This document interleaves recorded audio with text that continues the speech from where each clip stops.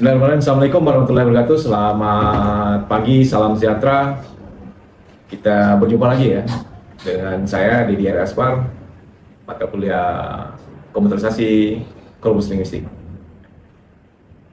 Apa kabar? Sehat semuanya ya? Kita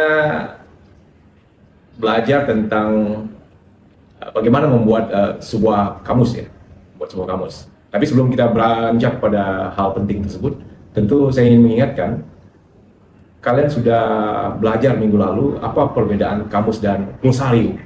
Masih ingat kamus dan glosarium? Ya, kalau kita lihat tayangan ini, kamus itu berbeda dengan glosarium. Glosarium itu cenderung dengan istilah-istilah tertentu ya. Misalnya istilah keimigrasian, misalnya kan jadi buatlah glosarium keimigrasian atau glosarium kata serapan misalnya, atau glosarium istilah sastra Jawa. Dan biasanya yang membedakan antara glosarium dan kamus besar, kamus itu adalah struktur mikronya. Ya, glosarium identik dengan kata dan definisi. Nah, sedangkan kamus dan struktur mikronya itu ada kata atau lema, ada kelas katanya, kemudian kalau ada pelafalannya juga, kemudian ada glose-nya atau definisi, kemudian ada contoh kata, contoh kalimatnya.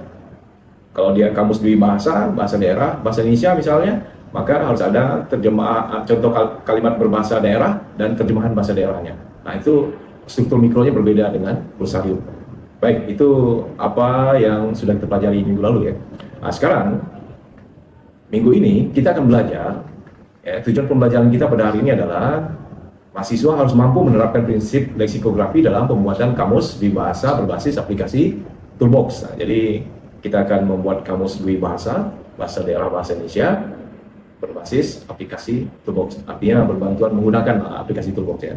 Nah, ini tujuan pembelajaran pertemuan kita pada hari ini. Kemudian materi atau sub capaian pembelajaran mata kuliah ini adalah pertama, kalian harus bisa menjelaskan konsep dasar ya, leksikografi dalam pengembangan kamus itu apa. Kemudian mendesain struktur makro dan mikro kamus ya, berkenaan dengan entry atau lema, lema, pelafalan, kosakata, glose, contoh kalimat ya, dan lain-lain. Nanti yang berikutnya kita akan menggunakan aplikasi Toolbox untuk membuat dan mengelola entry kamus dwibahasa bahasa Indonesia.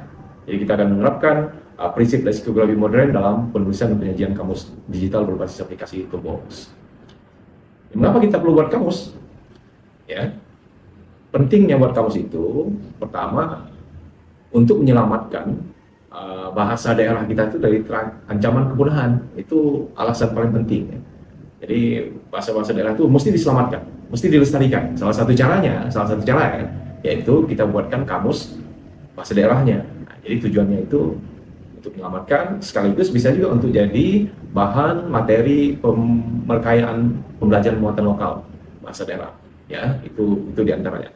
Tapi kita bisa dapat hal yang bersifat ekonomi juga, ini untuk motivasi ya. Kamus itu bisa menghasilkan uang buat kalian yang pandai menangkap peluang. Ya, saya pengalaman ya, saya buat kamus dan alhamdulillah menghasilkan uang dari kamus-kamus bahasa daerah yang saya buat.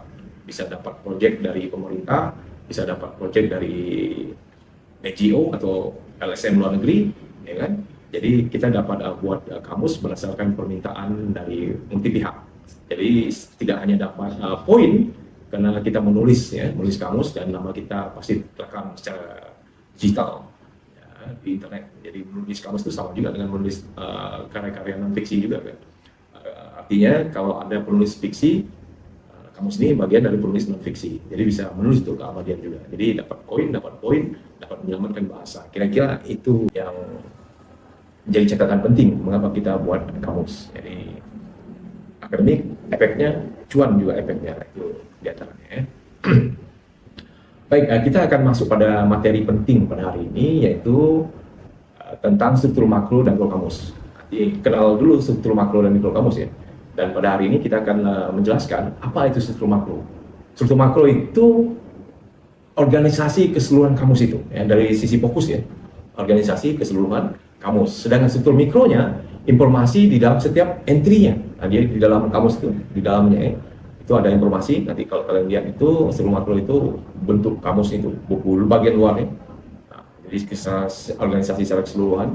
Kemudian apa dalam-dalamnya itu, misalnya dari sisi apa, dan itu ada cover, kemudian ada pengantar, kemudian ada cara atau panduan kamus itu, kemudian ada istilah silang. Nah itu bagian struktur makro dari kamus. Termasuk di bagian belakangnya kalau kalian lihat itu ada mungkin ada indeks, kemudian mungkin ada daftar pustakaan. Itu struktur makro. Kemudian bicara tentang struktur mikro kamus. Nah ini yang paling penting juga ya. Nah, struktur mikro kamus itu kita akan melihat bagaimana susunan kamus itu. Nah, itu struktur mikro kamusnya. Jadi kalau kalian lihat struktur mikro kamus itu dalam KBBI misalnya, sebagai contoh, kalian akan melihat ada lema, ada kelas katanya, ya kan? Ada pelafalannya, kemudian ada glose atau definisinya, kemudian ada contoh kalimatnya, kemudian contoh kata di dalam kalimat itu ya. Nah setelah itu mungkin nanti baru tulis sublemanya apa. Sublema itu bisa kata ulang, bisa juga kata majemuk, ya kan, kemudian kata perimbuhan, jadi turunan. Jadi turunan dari lema utama itu apa saja. Ini bisa kata ulang, kata majemuk, kata turunan. Itu adalah struktur sebuah kamus ya. Nah, kalau saya buat analogi, sesungguhnya struktur makro kamus dan struktur mikro kamus itu ibarat kalau kalian lihat struktur makronya itu arsitektur bangunan itu. Nah, itu arsitektur bangunan itu ibarat struktur makronya. Kalau struktur mikronya itu detail interior ruangan di dalam bangunan itu. Nah, itu struktur mikro. Sama seperti kamus juga kan. Jadi struktur makronya itu adalah bukunya itu, kamus itu. Nah, tapi ketika lihat bagaimana di dalamnya, dalam kamus itu, ya kan, kalian bisa lihat ada urutan lemanya kan, ada bagaimana lema itu dibuat dan seterusnya seperti yang saya jelaskan tadi kan. Nah, jadi sekarang sudah mengerti apa itu struktur makro kamus ya. Jadi nanti bisa lihat penjelasannya dalam tayangan saya ini, penjelasannya. Nah, sekarang kita akan melihat struktur mikro kamus itu dalam bentuk bagaimana kita menyusunnya menggunakan aplikasi Toolbox ya. Jadi kita akan belajar membuat struktur mikro kamus ya, struktur mikro kamus yaitu lema, pelafalan, kelas kata, makna, contoh penggunaan kalimat, kemudian sublema, mungkin polisem nanti ya, homonim ya, itu akan kita pelajari karena kita akan buat kamus dwi bahasa. Maka saya akan contohkan bagaimana pembuatan struktur mikro kamus dengan aplikasi Toolbox untuk bahasa daerah bahasa Indonesia. Baik, saya sudah membuat beberapa kata ya di dalam aplikasi Toolbox ya. Jadi kalau kalian lihat di dalam aplikasi Toolbox ini, misalnya ini ya. Nah, saya sudah masukkan kata jejal. Pastikan kata jejal itu dalam posisi yang benar, yaitu di posisinya di LX. Ya. Nah, jadi jejal itu di posisi yang benar, yaitu di posisi LX. Ini untuk lema utama. Jadi yang pertama kali kita harus buat adalah ketika kita sudah membuka aplikasi kamus itu, ya kan? Kalau kalian buka kamus Toolbox, ya. Ini Toolbox, saya sudah buka Toolbox. Kalian bisa kerjakan di Toolbox itu, misalnya masukkan kata jejal misalnya. Nah, ini jejal. Jejal dalam bahasa Melayu Pontianak itu apa? Kita mesti pahami. Nah, misalnya saya masuk ulang, nah, ini jejal kan. Nah, karena Toolbox menyediakan kode itu hanya LXPS dan GE, maka kita bisa perbanyak dulu untuk kode ya. Kodenya itu saya perbanyak.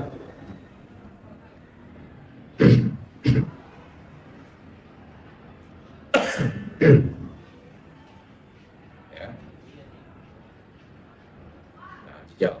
Kemudian harus kita isi itu ya, kata jejal tadi dengan kata apa, misalnya yang perlu kita isi jejal itu urutannya adalah kalau dia lema utamanya jejal, maka urutan berikutnya adalah mestinya pelafalan dan kodenya adalah PH, fonetik. Jadi fonetik POM. Ini kode pertama. Ya, pastikan jejal kalau ditulis itu JEJAL. Ya. Jadi pastikan hurufnya adalah fonetik atau lafalnya adalah bunyi karena dalam bahasa Melayu Pontianak jejal bukan jejal, ya, jejal. Ya, pastikan dia bunyi huruf suar. Jadi kalau tulis fonetik itu jadi begini ya. Kemudian ketik jejal. Nah, setelah kata jejal ya, kita akan munculkan yaitu part of speech-nya, kelas kata, ini PS kodenya. Ya, karena aplikasi Toolbox itu bukan buatan dalam negeri, tapi buatan luar. Jadi basisnya adalah bahasa Inggris. Jadi PS kodenya, itu part of speech. Jejal itu apa kelas katanya? Kalau kelas katanya kan ada kelas kata nomina dengan kode N, verba dengan kode V, misalnya, kemudian adverbia dengan ADV, ya kan, preposisi dengan prep, ya, kemudian adjektif dengan ADJ. Jejal ini bisa jadi ini adalah adjektif. Kemudian setelah kelas kata kita kasih dia definisi mana, karena ini tujuan untuk buat kamus bahasa daerah. Maka definisi dalam bahasa daerah itu kalau ada padanannya dalam bahasa Indonesia cukup beri padanan saja. Nah, berarti jejal itu kan ada jejal berarti jejal seperti itu. Kemudian setelah padanan kata padanan katanya itu, maka yang perlu kita berikan berikutnya adalah ini contoh kalimatnya, yaitu XP kodenya, example kan. Untuk kodenya itu, example dalam bahasa daerahnya apa? Nah, pastikan misalnya kalimatnya itu benar dalam bahasa daerah atau bahasa Melayu Pontianak. Ini contoh bahasa Melayu Pontianak, misalnya mulut di jejal nasi misalnya. Nah, kalau kata jejal kan tidak perlu kita tulis, tetapi ini kalian lihat kita beri saja tanda hubung 2 sebagai penanda bahwa kata jejal harus diisi di dalam penghubung itu. Nah, jadi kata penghubung 2 ini menjadi pengganti dari kata jejal di dalam kalimatnya. Kemudian berikutnya ini harus diterjemahkan karena dia bahasa daerah kan, mesti diterjemahkan dalam bahasa Indonesia. Maka dia menjadi XA. Ya, XA. Apa artinya? Misalnya mulutnya dijejal nasi, berarti mulutnya dijejal nasi. Nah, jadi kita kasih contoh artinya kan, misalnya mulutnya dijejal nasi. Ya. Boleh diberi tanda petik 1 ya untuk mengacu pada penerjemahan, boleh juga tidak. Tapi saya biasanya menggunakan tanda petik 1 untuk memisahkan antara yang menjadi bahasa daerah dan terjemahannya dan bahasa Indonesia. Kemudian setelah itu apa? Ya, berjejal. Kan selesai nih, sebenarnya sudah selesai. Jadi menulis lema utama sudah ada, kemudian politiknya sudah ada, atau pelafalannya, kelas kata sudah ada, artinya juga ada, lalu contoh kalimatnya sudah ada. Terjemahan kalimatnya juga ada. Nah, berikutnya misalnya kalau kita ingin masukkan sublemanya, sublema kan jejal itu adalah lema utama, head word. Sublemanya apa? Nah, sublemanya itu berjejal misalnya kan, kita ketik saja ini sublema, kodenya adalah SE. Kalau dalam bahasa Inggris sub entry. Nah, jadi sublema itu disebut sub entry ya di dalam bahasa Inggris. Menjadi apa? Menjadi berjejal, misalnya berjejal. Setelah sublema, ya, urutan berikutnya apa? Urutan berikutnya sama juga. Kita buat phonetic form-nya sama dengan yang di atas, kan? Nah, kalau kalian sudah lihat yang di atas itu, maka kodenya menjadi PH juga, menjadi B misalnya, kemudian E-nya itu menjadi E, bukan E ya, tapi E, kemudian J, kemudian E lagi, E, J, BJ, baru JAL. Nah, itu fonetiknya, pelafalan. Ya. Setelah pelafalan apa lagi? Ya, setelah pelafalan adalah maknanya atau gloss-nya. Apa artinya? Jadi kita lihat artinya adalah berjejal dalam bahasa Indonesia, kan? Berjejal. Berjejal. Ya. Kemudian kita harus kasih kalimat lagi, kan? Untuk membedakannya dengan kalimat dalam kata dasarnya atau lema utamanya tadi. Jadi jangan sampai sama. Jadi harus munculkan misalnya kata berjejal itu apa, ya kan? Misalnya ini kita ubah dulu ya, ini menjadi XP. Ya, XP berarti kita kasih kalimat pengunjung yang datang berjejal, misalnya kan. Nah, jadi kalimat bahasa Indonesia, bahasa daerahnya, bahasa Pontianaknya, pengunjung yang datang berjejal. Seperti yang saya bilang tadi, cukup dulu. Nggak perlu dituliskan kata berjejalnya, tapi kasih tanda penghubung saja. Kemudian kita jangan lupa terjemahkan, yaitu dengan XA, pre-translation. Example pre-translation, kan itu arti XA itu. Pengunjung, nah ini terjemahannya kan, pengunjung, nanti kita ketik pengunjung yang datang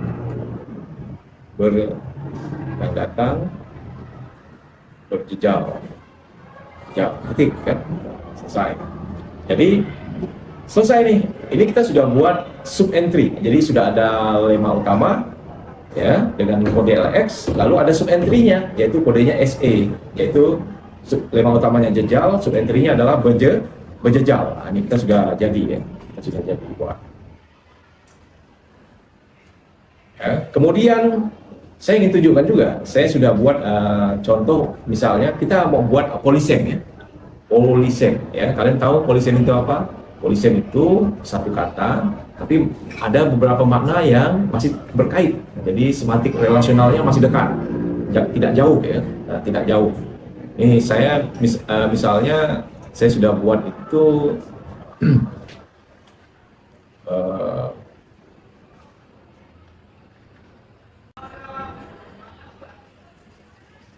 baik, kita coba buat homonim dulu ya, homonim. Ternyata yang penting itu homonim ya. Salah satu dalam pembuatan aplikasi kamus itu adalah homonim. Nah, ini misalnya ini ya, dalam bahasa Melayu Pontianak misalnya ada kata D, dan kata D ini memiliki dua makna yang jauh sekali ya. Jadi satunya tapi dituliskan dengan cara yang sama. Misalnya kata yang pertama adalah dek ya, kita tuliskan DEK ya, dek. Nah, karena ini homonim, maka perhatikan, ini saya lihatkan ya, ini harus diberi angka. Jadi kodenya HM itu artinya homonim ya. Ini HM, saya ketik HM lalu enter, jadi homonim ya, homonim number 1 misalnya, saya kasih dia dek itu 1. Kemudian apa phonetic formnya? Nah, phonetic formnya apa? Cara menulis, cara membacanya, yaitu dek kalau ada bunyi K-nya kan, nah, dek misalnya kan. Kemudian apalagi yang harus ada? Oh ternyata selain phonetic form itu kita harus masukkan kelas kata. Jangan lupa kelas kata ya. Kelas katanya apa? Jadi kalau kelas kata tadi apa, masih ingat untuk kelas kata? Ya, PS ya, part of speech. Nah, jadi harus ingat itu kodenya, kelas kata. Nah, ini kelas kata. Lalu kelas kata dek itu artinya nominal kan? Itu langit-langit kan? Nah, langit-langit. Kemudian kita ubah lagi kode untuk gloss ya. GE ya, gloss. Artinya apa? Dek, langit lah, langit. Nah, ini langit. Baik. Itu adalah dek makna yang pertama. Kemudian kita tinggal masuk lagi dek makna yang kedua misalnya ya. Kita tinggal ketik saja. Nah, dek lagi, kata yang sama ya untuk lema utama, tetapi ini homonim yang berbeda. Saya sudah buat ya, misalnya dek yang pertama itu langit-langit, dek yang kedua itu berarti adik misalnya. Nah, ini saya sudah buat, saya tinggal masukkan. Kalau kalian belum buat, tinggal insert. Tapi kalau kalian sudah ada database-nya, sudah ada data di dalam aplikasi itu, tinggal klik lalu oke saja. Misalnya ini kan. Nah ini D kan, tulisan sama kan? Nah, tinggal saya ubah menjadi 2 kalau dia homonim ya kan. Homonim tadi yang pertama, yang 1. Sekarang homonim 2. Kemudian phonetic formnya, nah, karena dia beda dari sisi bunyi, tapi kalau ditulis sama itu kan homograf kan. Nah, ini phonetic formnya adalah PH-nya adalah D. Nah, tulisannya sama tapi bunyinya berbeda kan. Homograf artinya. Itu homograf, bukan homofon. Homofon sama bunyi. Ini sama tulis tapi beda bunyi. Jadi kita tulis menjadi D. Ya. Dengan tekanan glottis atau glottal ya. D. Nah, selesai. Jadi dia. Nah, ini homonim. Pastikan lihat nih homonim kan. Nah, intinya kita mau belajar bagaimana menulis homonim ya. Homonim bahasa Indonesia. Nah, sekarang kita akan buat polisen. Ya, polisen. Bagaimana membuat polisen itu? Misalnya dalam bahasa Melayu Pontianak, kita punya lema apa atau apa ya, bahasa Melayu Pontianak ya. Ini kita buat polisian nih, karena dia bisa memiliki relasi makna yang berbeda, tapi masih berdekatan kan. Coba kita masukkan ya. Misalnya ini apa? Apa ya? Kita ketik APE, misalnya APE apa? Oke. Setelah pronomina, apalagi yang harus kita tulis misalnya. Nah, ini yang saya sebut, yaitu makna 1, makna 2, makna 3, makna 4. Artinya poliseminya. Ya, misalnya makna satunya adalah apa, kata tanya misalnya kan. Nah, misalnya ini ya, dicoba kita kasih kode dulu. Kalau untuk polisemi itu kodenya SN. Jadi untuk makna 1, sense number. 1, lalu GE. Nah, misalnya yang pertama adalah ini, apa. Ya, kata apa itu kata tanya untuk menanyakan nama, jenis, sifat sesuatu. Nah, misalnya contohnya adalah ini ya. Pokok, pokok apa nih? Orang bertanya nih kan. Ini maknanya ya. Jadi kalau kita kasih kalimat, maka di bawah makna atau close-nya ini makna 1, kita kasih XP. XP itu contoh kalimatnya apa? Nah, pokok apa? Pokok apa nih? Nah, ya, pokok apa nih? Nah, ini tanda hubung nih. Selesai. Kalau misalnya ada sampai 7 misalnya, tinggal sambung lagi. SN ganti SN misalnya kan. Ini kan sudah SN 3, tinggal SN 4. Dan seterusnya sampai SN-nya 7. Jika ada makna yang perlu kita berikan untuk kata apa ini, ya, karena dia memiliki relasi makna yang berdekatan tadi ya. Nah, itu silakan tinggal ditambah.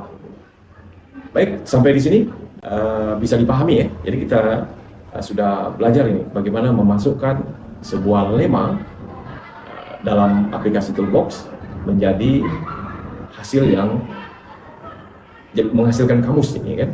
Nah, kalau kita sudah selesai, kita bisa terjemahkan nih. Kita bisa terjemahkan. Jadi kita bisa aplikasi Toolbox ini kita bisa ekspor. Nah, ini kita coba ekspor ya hasil kerjaan kita hari ini ya. Jadi kita ekspor saja hasilnya. Nah, ini pastikan semua show properties dialog itu diklik, kemudian automatically open document in word processor itu diklik, kemudian kita ini pastikan multi dictionary formatter ya, kemudian pastikan OK. Ya. Nah ini kalau kita mau buat ini apa? Kamus apa? Kalau dia kamus bahasa Melayu Pontianak, maka dia kamus bahasa Melayu Pontianak, bahasa Indonesia. Nah, ini diketik saja sesuai dengan bahasa kalian. Kalau kamu bahasa Bakati, tulis bahasa Bakati, misalnya, atau bahasa Dayak Bakati, bahasa Indonesia, tinggal diubah, ya, tinggal diubah, kemudian klik OK. Nah, lalu disimpan, misalnya kamus Melayu Pontianak, misalnya kamus Melayu Pontianak, simpan, save. Nah, hasilnya apa? Nah, lihat, hasilnya ini, ya, ini lihat hasilnya kan, jadi bagus kan, ada alfabet, ya, kalau bisa lihat kata apa tadi, ada pronomina, pas katanya, ada fonetiknya, papalannya. Lalu ada polisemnya, makna 1, makna 2, dan makna 3, ya kan? Ini kalau huruf A, ini huruf yang alfabet B, misalnya. Kemudian alfabet C, alfabet D, ini tadi yang DEC untuk homonim, kan ada pembedanya. Makna 1, makna 2, kan? Ini homonim, kan jauh maknanya kan, berbeda secara makna. Itu relasi maknanya jauh sekali, maka disebut homonim, dan seterusnya. Ini kalau jadi ini kita baru masukkan entry-nya 13 ya. Jadi lemanya baru 13. Jadi kalau jadi semua bisa kebal, bisa menghasilkan cuan juga untuk kalian yang mendalami perkamusan ini. Kan. Saya akan memberikan tugas. Ya, tugasnya adalah kalian membuat satu kamus dalam bahasa daerah masing-masing. Ya, membuat satu kamus dalam bahasa daerah masing-masing. Pastikan bahasa apapun itu boleh ya. Nah, kalau kalian tidak punya bahasa daerah, mungkin berlatih dengan mewawancari orang yang punya bahasa ibu atau bahasa daerah ya. Jadi tugasnya adalah membuat kamus dalam bahasa daerah. Dan pastikan ada lema utamanya, lalu ada sublemanya, nah, itu harus ada ya. Lema utama, sublema, kemudian pastikan juga di dalam kamus itu harus ada lafalannya, kemudian ada kelas katanya, ada glose-nya atau maknanya, padanan katanya, contoh kalimatnya, lalu ini contoh kalimat dalam bahasa daerah, terjemahan kalimat dalam bahasa Indonesia. Lalu kalian harus pikirkan juga ada homonimnya, misalnya kata yang punya kaitan makna yang berbeda tadi. Kemudian ada poliseminya, itu coba dicari dalam bahasa daerah kalian masing-masing ya. Nah, itu tugasnya. Pastikan tugas itu jadi, walaupun sedikit ya, karena nanti kita berkelanjutan kan. Jadi dalam jarak seminggu ini saya mau evaluasi berapa lema yang sudah kalian hasilkan. Nanti kalian tunjukkan ke saya hasilnya, lalu kita ekspor ke dalam Word ya. Baik, itu tugas untuk pertemuan kita pada hari ini. Sampai di sini mungkin sudah selesai. Jadi materi tentang aplikasi membuat kamus berbasis aplikasi Toolbox ini selesai, karena sudah saya ajarkan cukup detail juga. Sekarang apa kesimpulannya? Nah, apa kesimpulannya? Pastikan ketika membuat kamus dengan aplikasi Toolbox itu, kalian harus hafal, ya, benar-benar hafal dengan kodenya, kode dalam aplikasi itu. Kalau LX itu mulai dengan LX itu masukkan kata misalnya, kalian boleh ketik tekan kontrol ALT misalnya kan, nah itu untuk ngetiknya, itu kode pertama kan. Kemudian setelah ketik kata yang mau dimasuk dalam aplikasi, maka kode berikutnya apa? Kan sudah langsung masuk menjadi LX itu kan, jadi lema kan, lema utama. Kemudian bawahnya apa? Kode berikutnya bisa jadi ya pelafalan atau fonetik kan, itu kodenya PH. Kemudian kode untuk kelas kata, part of speech itu PS. Kemudian kode untuk makna, padanan kata itu GE. Kemudian kalau untuk contoh kalimatnya itu kodenya XP. Untuk terjemahan kalimat bahasa Indonesianya kodenya XE. Itu kode utama itu harus apa? Kemudian kalau untuk membuat polisemnya atau sublema dulu ya, sublema.